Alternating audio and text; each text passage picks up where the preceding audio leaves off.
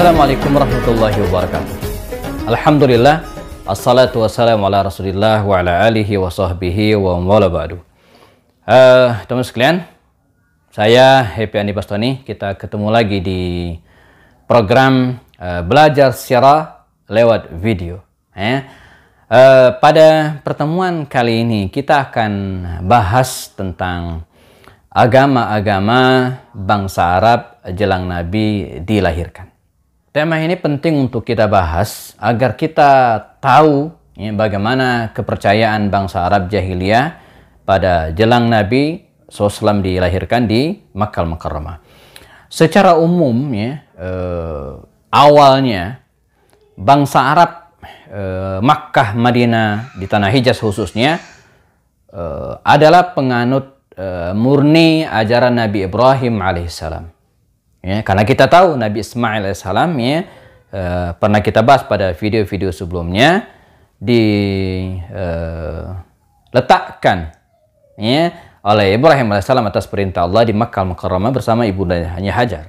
Sehingga dari sini kemudian berkembanglah keturunan Nabi Ismail, dan walaupun bukan keturunannya tapi menganut ajaran Hanif agama Ibrahim alaihissalam. Sampai suatu saat seorang tokoh dari kabilah Khuza'ah, kita pernah bahas Bani Khuza'ah ini siapa sebelumnya, silakan dicek video-video sebelumnya.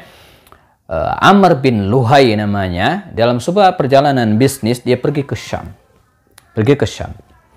Nah, di Syam inilah kemudian dia melihat penduduk setempat menyembah berhala. Menyembah berhala, dan konon ini merupakan warisan dari kebiasaan buruk umat-umat terdahulu setelah Nabi Nuh alaihissalam. Nanti silakan rujuk di surat Nuh tentang nama-nama berhala yang disembah oleh generasi setelah Nabi Nuh alaihissalam. Nah, pulanglah Amr bin Luhai ini dari Syam ini ke Makkah Al-Mukarramah bawa berhala yang kita kenal namanya Hubal. Diletakkanlah patung atau berhala ini di dalam Ka'bah. Karena dia adalah tokoh, maka segala tindak tanduk dan ucapannya itu menjadi contoh bagi yang lain. Dan inilah pentingnya kita memilih dan mengidolakan seorang tokoh. Karena perilakunya, tindak tanduknya itu akan menjadi cermin bagi generasi kita dan generasi setelahnya. Nah, akhirnya dari situlah kemudian bermulalah penyembahan berhala. Masyarakat setempat kemudian membuat duplikasi berhala-berhala tersebut, maka bermunculanlah berhala-berhala Manna, Latta, Uzza di sekitar Ka'bah. Makanya ketika Nabi SAW belakangan menaklukkan dan membebaskan Makkah Al-Mukarramah ini, ada 360-an berhala yang berada di sekitar Ka'bah.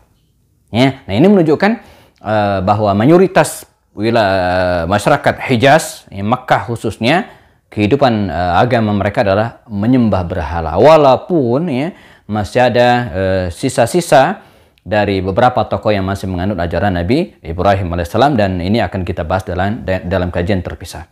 Nah, kepercayaan yang lainnya adalah agama Yahudi. Nah, agama Yahudi ini sebagian besar itu menguasai Yathrib, menguasai Madinah Al-Munawwarah. Nah, mengapa agama Yahudi atau orang-orang Yahudi ini berkembang di Madinah Al-Munawwarah? Ini bermula dari terusirnya mereka dari berbagai wilayah. Mereka sebelumnya menempati Palestina, kalau kemudian terombang-ambing dari satu daerah ke daerah yang lainnya, lepas dari satu jajahan ke jajahan yang lainnya, sehingga praktis bangsa Yahudi ini tidak punya tanah. Dan menurut bacaan mereka dalam kitab-kitab suci mereka, bahwa akan datang Nabi akhir zaman. Nah, di mana Nabi akhir zaman itu akan muncul di sebuah wilayah yang terletak antara dua bukit hitam, wa bainahuma nakhla, dan di tengahnya ada kebun kurma, dan ketika mereka menelusuri, ternyata kota tersebut sangat mirip, identik dengan kota Madinah Al-Munawwarah. Karena itu mereka berbondong-bondong, nakumullah ya, pergi ke Madinah Al-Munawwarah untuk menanti Nabi akhir zaman itu. Nanti Nabi akhir zaman tersebut di Madinah. Karena di Madinah ada 3 Yahudi. Ada Yahudi Bani Qainuqa, Yahudi Bani Nadir, dan Yahudi Bani Quraidah. Ya. Karena di fase-fase berikutnya jelang Nabi dilahirkan, bangsa Yahudi ini ya, dikenal sebagai bangsa yang sombong. Karena mereka merasa ya, bahwa sebentar lagi Nabi akhir zaman akan muncul di tengah mereka. Dan mereka akan menguasai dunia. Ya.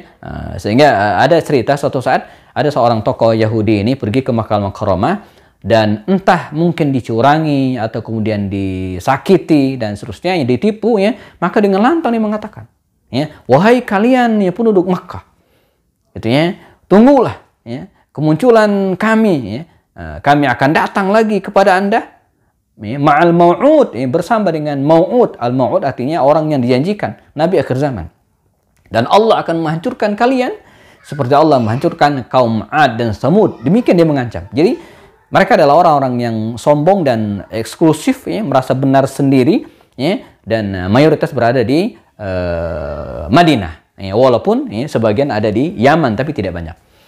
Nah, berikutnya adalah agama Nasrani. Nah, agama Nasrani ini berkembang di Yaman, ya, yang datang dari Habasyah, karena Habasyah ini merupakan kekuasaan bangsa Romawi yang menganut agama Nasrani, sehingga kalaupun ada di Makkah Al-Mukarramah ya, penganut agama Nasrani tidak banyak. Ya, ada tapi tidak banyak. Sehingga bisa disimpulkan agama mayoritas, bukan agama ya, kepercayaan mayoritas bangsa Arab di tempat Nabi dilahirkan adalah ya, mereka menganut ajaran Nabi Ibrahim yang sudah rusak, ya, sudah disimpangkan dengan cara menyembah berhala dengan segala perilaku syiriknya, ya, karena mereka bukan hanya menyembah berhala, ya, tapi juga mempersembahkan kurban, ya, beribadah, ya, kemudian berdoa, ya, percaya kepada kepercayaan yang jauh dari Islam. Nah, ini kondisi secara umum ya bangsa Arab jelang Nabi dilahirkan, sehingga kedatangan baginda Rasulullah SAW ya, memutihkan kembali ajaran tersebut dan mengajak mereka ke agama Allah Subhanahu wa taala. Ya. Kita ketemu lagi pada seri berikutnya. Sekali lagi bagi teman-teman yang ketinggalan seri-seri sebelumnya, silakan lihat di akun YouTube Happy Andi Bastoni channel. Jangan lupa agar mendapatkan informasi terkini, update terbaru tentang kajian-kajian sirah ini ya, teman-teman ya, subscribe ya, lalu kemudian like, share agar berguna bagi yang lain, dan ya, teman-teman tim yang membuat video ini juga lebih semangat insyaallah. Saya Happy Andi Bastoni. Assalamualaikum warahmatullahi wabarakatuh.